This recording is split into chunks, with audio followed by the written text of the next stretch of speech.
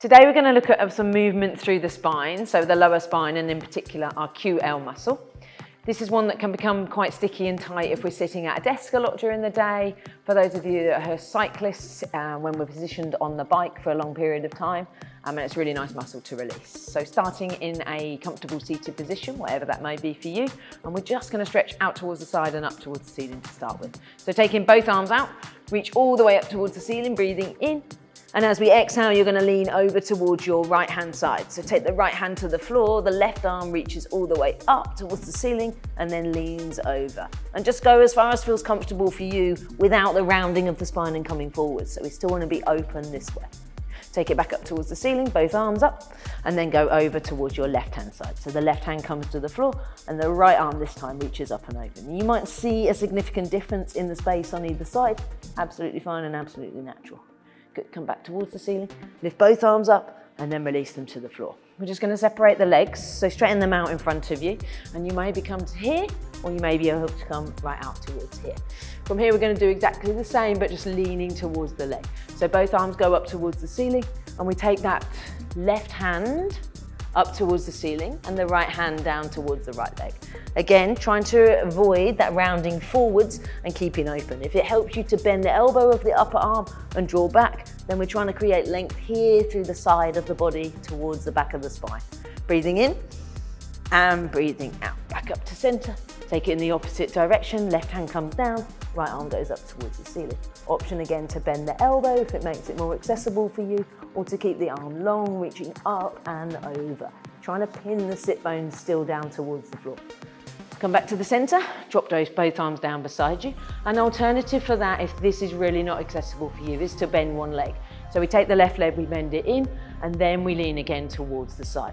So right hand comes down, left arm reaches up, and we're still trying to keep that knee down towards the floor. So if it lifts up here, then maybe stretch the leg a little bit further, out or towards the side, wherever it feels comfortable for you.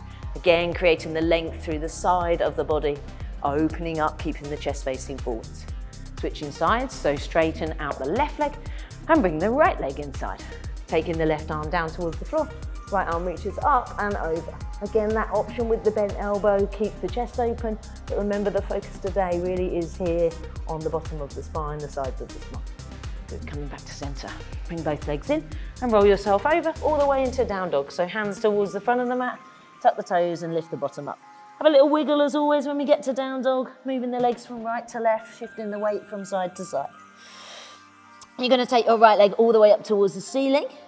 And then as you breathe out, we dome through the spine, so pull in through the upper back and step the foot forwards. Drop the left heel to the floor and then lift yourself all the way up and make a warrior two.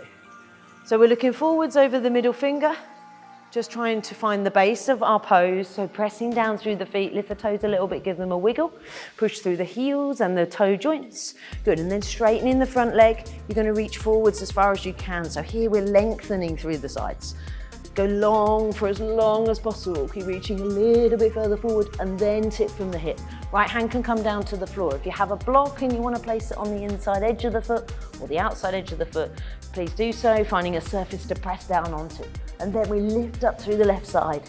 So here we're really contracting and using those side and back muscles and lengthening out through them. Inhaling in and exhaling out. One more breath in. Keep the chest open, lean back like you're finding the wall behind you, and exhale. Then bend the front knee, Titha Parsvakonasana, or our side angle pose. Then the top arm comes forwards and we reach towards the side. Again, another extension here down the side of the body. So push through the feet. You want to bend the front knee as much as you can to get as deep into that lunge as possible. Looking forwards, maybe we find the palm of the hand and we focus our gaze here. Inhaling in and exhaling out. Ideally 3 to 5 breaths in each pose. Bring yourself all the way up and we're just going to flip sides.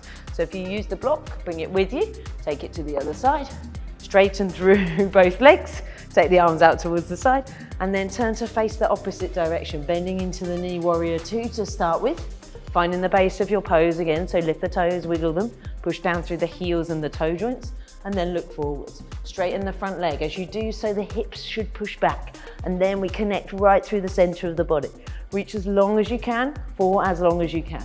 Go a little bit further, draw the thigh bone of the front leg back into its hip socket, and then tip from the hip. Hand may come all the way to the floor, hand may come to your knee. What you want to avoid here is the folding forwards like we did right at the start.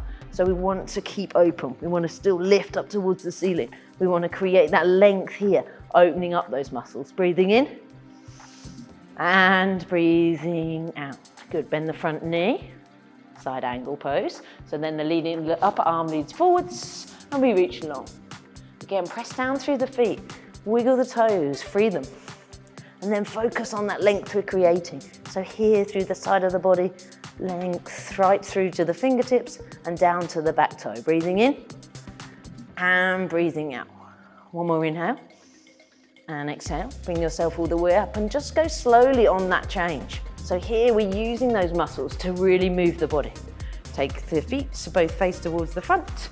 Take the arms out towards the side and then one fold forward. So just draw the toes in towards the middle a little bit, push the heels out, press through the heels all the way up to the sit bones and come down towards the floor.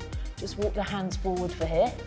Make little tripods with the fingertips and then push the bottom away from the fingertips. So we're trying to now just stretch as long as possible through the spine. Breathing in and breathing out. One more inhale and a nice long exhale. Good, walk the hands back in.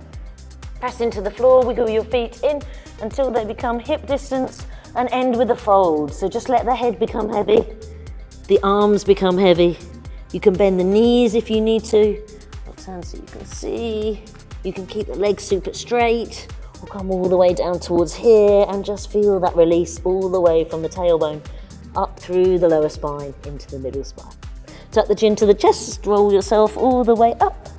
Arms reach up towards the ceiling, last little bit. Reach long, bring the palms together. Bring them back down to your chest and rest them beside you. Thank you very much.